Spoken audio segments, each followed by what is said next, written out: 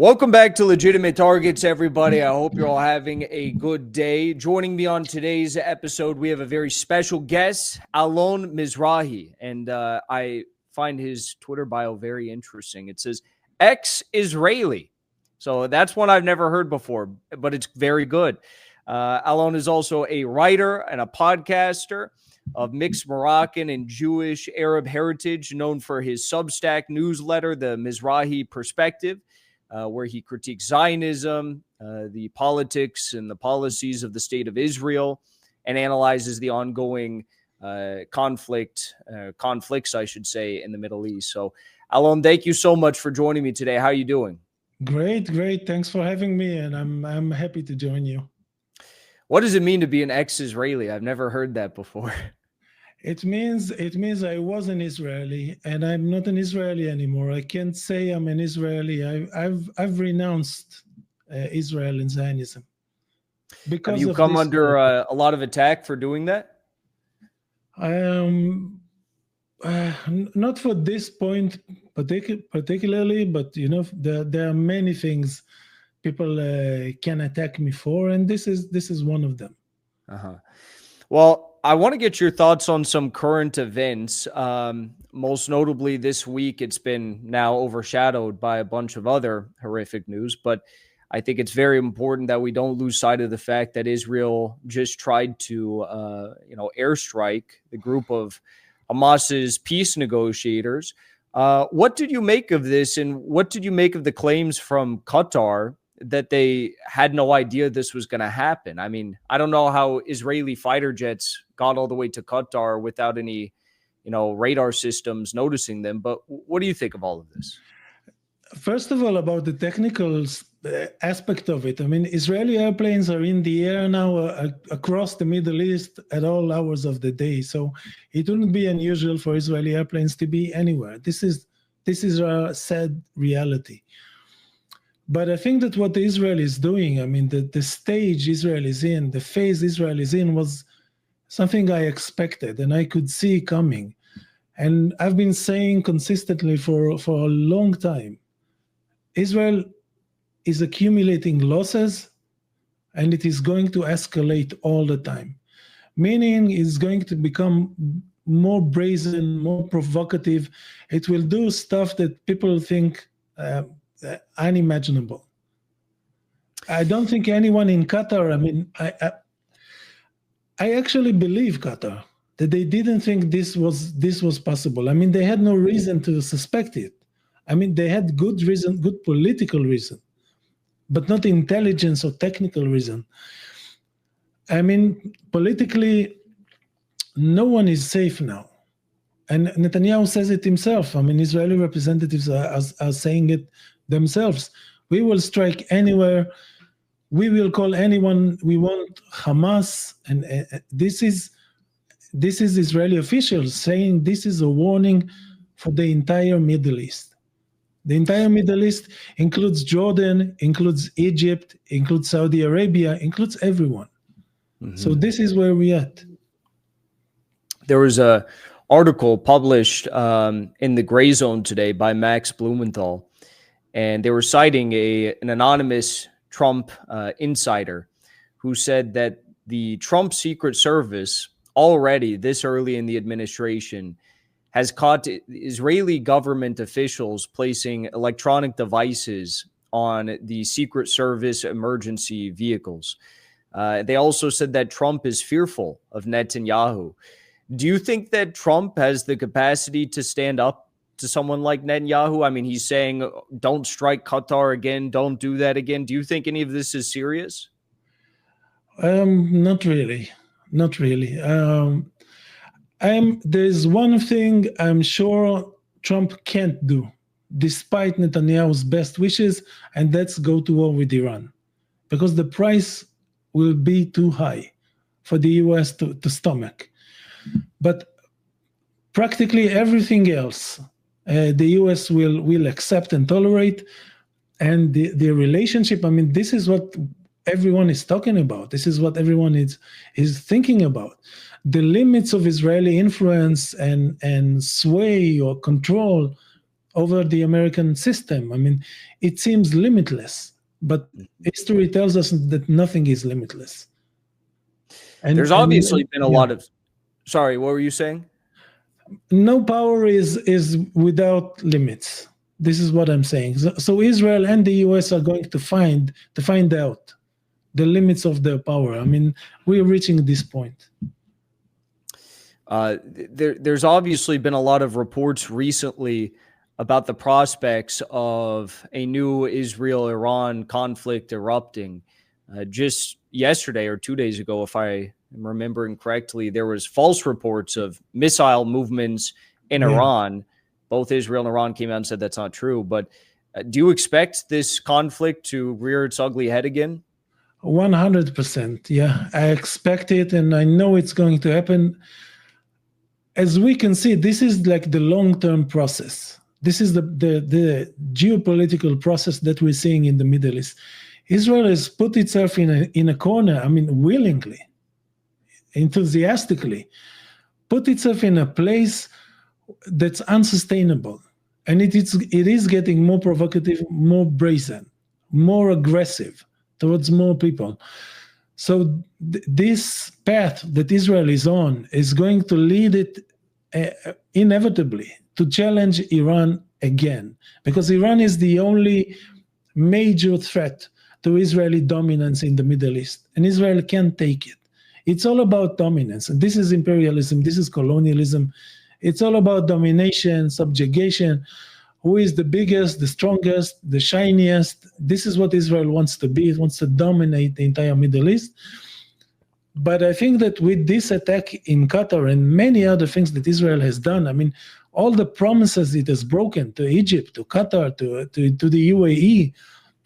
I mean, last week, this is unheard of. The UAE threatening Israel, telling Israel, if you go on with the annexation of the West Bank, the Abraham Accords are in danger. This is something the UAE doesn't usually do. The UAE does Israel and the US's bidding. But now, so Israel is causing people in the Middle East, people who are extremely reluctant to assume a challenging stance towards American imperialism and Israeli imperialism. Israel is pushing more and more people to this camp. And this is happening also in Qatar. Qatar will not be able to trust Israel again like it did before. And other players in the Middle East as well. And Egypt is also telling Israel publicly, if you strike Egypt, this is going to be a declaration of war. So actors in the Middle East who have traditionally been very lenient, very patient with Israel are losing their patience. So this is a good development, but it makes things very volatile. And I read that obviously, you know, there's Hamas representatives in Turkey as well, and Israel actually was considering, instead of doing the target in Doha, Qatar, that they were going to target the Hamas representatives in Turkey. Presumably that's still on the table, given the statement that you just mentioned from Netanyahu that they will target Hamas wherever they might be. Yeah. I mean, do you see that Israel's maybe just introducing so much chaos into the equation that it might bring about their own demise? This is what I think, and I've written about this, and I invite everyone to read and follow my YouTube and my Substack, because I do the deeper dives there. But I think that basically, yes, Israel is on basically a suicide mission. Israel wants to be stopped. It wants to be hated. It wants to be destroyed. This is the only way you can explain such behavior. I mean, there has never been a country more supported and given more credit than Israel. I mean, the entire West is defending Israel to an absurd degree. I mean, this is ridiculous. I mean, UK politicians, French politicians, Canadian, Australian, they are making a mockery of their countries, censoring their own people, doing all kinds of unbelievable stuff to defend Israel when Israel is committing an open Holocaust. So what does it tell us about Israel, where Israel wants to go? This doesn't say tell us about a country that wants to be normal, that wants to achieve 1, 2, 3 goals, and that's it. This is a country that wants the whole world against it. This is I don't know, it's a psychological, psychological problem for Jewish extremists and supremacists. This is the problem they have. They have this mentality that the world is against them, and if the world is not against them enough, they will cause the world to be against them. This is what Israel is doing, and it's going to work eventually.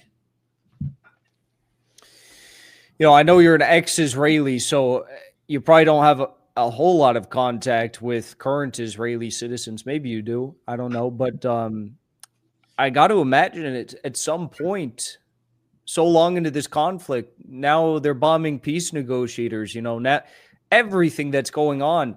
Is there not a growing consensus in the country that, hey, whatever we're doing right now is not actually freeing the hostages? It never was about that. And we're offending the entire world. Maybe we should have someone else in charge.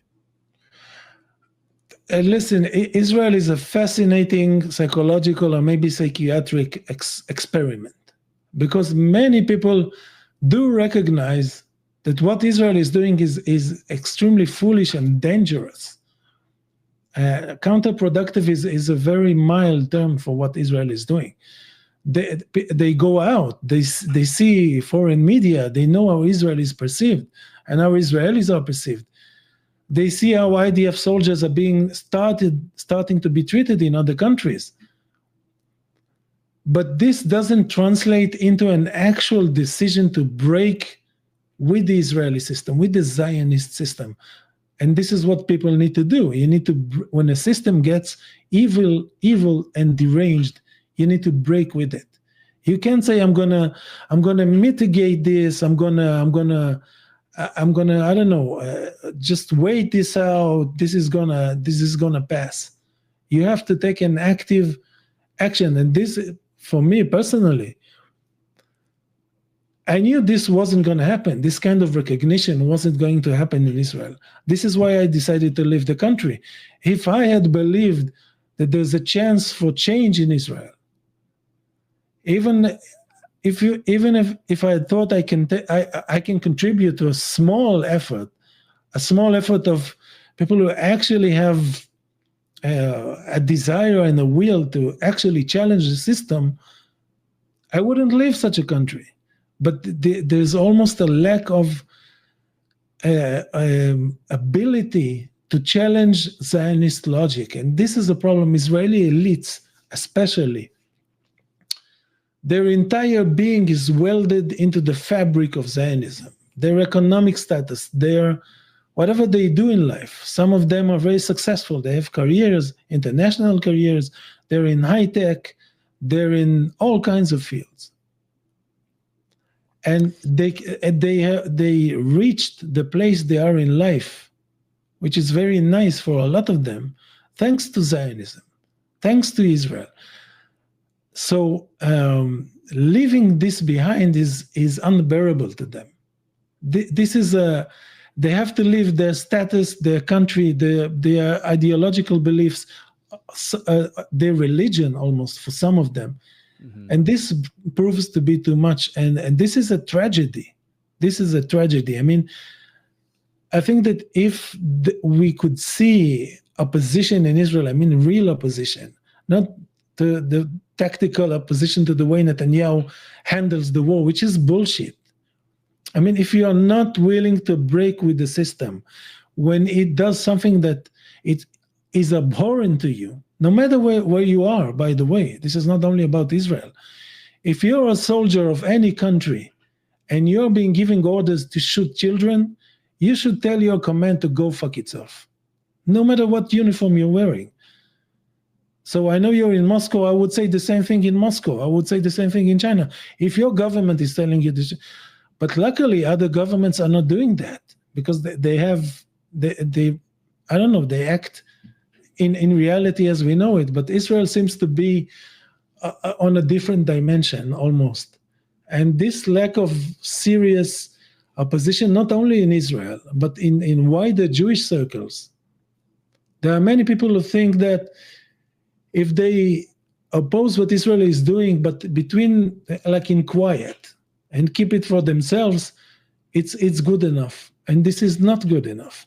And I've been calling on Jews, on fellow Jews, be vocal about what's happening. This is a very easy test. This is a very easy test. This is not, if Israel went to war with Iran, I wouldn't expect people to break with Israel. This is like symmetrical. It's not something I want. It's not something I think it's right. But it's a symmetrical conflict. What Israel is doing now is so crazily asymmetrical that how can anyone not be against it? This is what I don't get. And I've been saying this again and again and again for all these months. It's almost 2 years now, and it's a tragic situation for Jews, for Israelis. It's very sad. It really is. Mm-hmm. I fully agree. You mentioned the war with Iran again. One thing I really can't wrap my head around is that Iran claims that they only used 25% of the available technologies they have at their disposal in military technology during that 12-day war. Who knows if that number is accurate or close to accurate, but I would imagine they do have more advanced weapons at their disposal that they did not use. But even with the weapons they did use, they were able to target any IDF base they wanted, any military intelligence unit they wanted, hydroelectric plants, vital infrastructure. Do you think Israelis are rationally fearful about the prospects of another war with Iran and what that would potentially mean for them? It's almost impossible to talk about what Israelis think without going into like the deeper psychology of things, because this is not a normal country. I'm being honest with you. Israelis can't think rationally on a collective and national level. They can't do that. Zionist establishments have been able to isolate Israelis and create this bubble. And Israelis live inside this bubble. It's very hard for them to realize how other people see Israel and what Israel is doing. And so, even though they saw with their own eyes what Iranian missiles can do, which is extensive damage, and which can be far worse. I mean, Iran has been preparing for war with the US and UK and France. Israel is small change. I mean, seriously. I mean, if Iran is a serious country. If they say they have been preparing for war with the US, a long war, in which they don't intend to lose, Israel is no match for their capabilities. I mean, this is logical. Israel is a small country. It can't sustain such a campaign for more than a week or two. Nevertheless, there's almost, I don't know how to call it, an inability to think rationally about things and to meet the challenges of reality in a normal way. And I think that if I go even deeper than this, Zionism is, and maybe this happened on October 7, Zionism is realizing that it is unsustainable, that it cannot really take root in the Middle East and be what it wants to be, this big imperial colonial power that dominates everyone. They are beginning to realize this is not going to happen. And I think that in the heart of hearts or mind of minds, their motivation is if I'm not going to have this, I'm going to at least have a glorious defeat, big, major, glorious defeat. I'm going to go out swinging. And I think this is what Israel is doing now. It is trying to go out swinging. And again, I mean, when the entire West, when the whole world, I mean, China still has diplomatic and economic ties with Israel. This is not But when the entire West is almost begging Israel, please be normal for 1 year, agree to a Palestinian state in like the tiniest, give us the tiniest, do something for an appearance's sake, do something to look normal. And Israel says no. Even now, with the Holocaust in everyone's mind, Israel is talking about annexing the West Bank. So what is France supposed to do, or Sweden, or Italy? What this puts them in a position they cannot defend anymore. So, but Israel still pursues this crazy path forward, on and on and on, and attacks Qatar. I mean, again, Qatar has been very friendly to Israel, extremely friendly, and accommodating, and trying to help Israel. And Netanyahu has been driving everyone nuts with these fake negotiations. I mean, saying yes and then no, and then disappearing for two weeks or months, and then saying, now let's do this. And now he's been driving everyone crazy. He doesn't want to deal. Still, they try and try and try. They are trying to help Israel in every way possible, in a way no other country would be supported. No other country. But Israel doesn't want to be helped. It doesn't want to be, I mean, if Israel agreed to a 1967 border, today, even today, after all this insanity, Western countries would make sure no harm would come to Israel. No trials, no Hague, no nothing. Even today, populations would revolt, but Western establishments would do their best to make sure no harm comes to Israel. But Israel is not going to say yes to this. Mm-hmm. And today in the UN, I mean, there's an international momentum building against Israel. And now Israel is in a place where no one can defend it. I mean, and even appear marginally normal and connected to reality. So this is where we are, and this is why I expect, because Israel is trapped as a result of its previous choices, and systematically, every time Israel has been in the last couple of years, and maybe historically, every time Israel felt cornered, it did something crazy to give itself room for maneuver, to feel the freedom of action, which it like desperately needs and it doesn't have. So it's going to push the envelope again, and this could be Iran. It wouldn't surprise me if Israel bombed a building in Lisbon, where they thought, when they said Hamas was meeting there, or a Hamas journalist, or a cousin of someone who worked in a garage where a Hamas member used to fix his car. I mean, this kind of insanity. I don't think we have come to terms yet with all the craziness Israel has poured upon us. I mean, they have made it almost acceptable that you can murder entire families. They murdered the grandchildren of Ismail Haniyeh. Why? Why do you, I mean, even if this is your enemy and you have to, they did the same thing in Iran. I mean, killed whole families. I mean, who does this? Who does this? This is not normal in any context. I'm not getting even who is right in this context or not. I mean, it's obvious who is right. Palestinians deserve a state, deserve equality, deserve recognition, deserve to feel and be part of humanity, just like everyone else. And Israel is preventing this.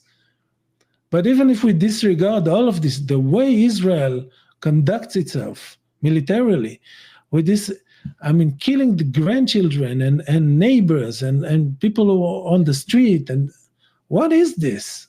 What is this? I mean, because you're in Moscow, and I followed the Ukraine conflict closely before October 7. My attention was on this because I realized how important it was. And I was looking to see, because we are under so much Western propaganda, I wanted to see how Russia actually fights. What is Russia actually doing? Not what Western propaganda is saying. And I was looking, and all I could see was Russian soldiers who acted professionally. I never saw that, even when Ukrainians surrendered, or they occupied a town or a city or a street or whatever. You always saw soldiers acting professionally. And I was so happy for Russia and for Russians, because this is, whatever country you're a citizen of, this is what you want your military to be and to act in any kind of conflict. You don't want them to be crazy and go and shoot grandmothers, and even if there is war. And the stark difference between these two wars that we saw, they're adjacent. I mean, the Ukraine war and the Gaza war, and the stark difference between how it's unbelievable how vilified Russia is, and the Russian military and all the stuff they say about Russia, when you can see with your own eyes how the IDF behaves and how IDF soldiers behave. And I said it a year and a half ago. Show me one video of a Russian soldier wearing the lingerie of a Ukrainian woman. Show me one. Let me see with my own eyes this Russia that you're trying to portray, being this evil and deranged and genocidal and so on and so on. But we never saw that. No. And still Russia is banned from everything. And they added, did you see this ridiculous ceremony that they made, where they added Russia to the terror sponsoring countries on a list, on a chalkboard? It was so pathetic. It's insane. Russia was banned from international football 4 days after the war in Ukraine began. Israel, 2 years into this, still participates formally in everything. So the hypocrisy is just, screams to high heaven, and people can see it. I mean, everyday Americans can see it, and everyday English, British people and French people and Dutch people, they can see it. They can see it. Well, hopefully that hypocrisy is flipped on its head in the correct direction sometime soon. Some countries are trying, but it's nowhere near enough, obviously. So, Alon Mizrahi, thank you so much for joining me today. Really well said, everything. I couldn't have said it better myself. So I really enjoyed this conversation, and thank you for that. Where's the best place for people to follow along if they want to stay up to date with your work and your videos? My Substack, The Mizrahi Perspective. Yeah. And you said YouTube. And YouTube, yeah. Yes. But I'm less on YouTube because they are so sensorial and Zionist. I've kind of lost my appetite for YouTube. But all my stuff is on Substack, and you can find me there. Very good. Thank you so much. Thank you. It's been a pleasure.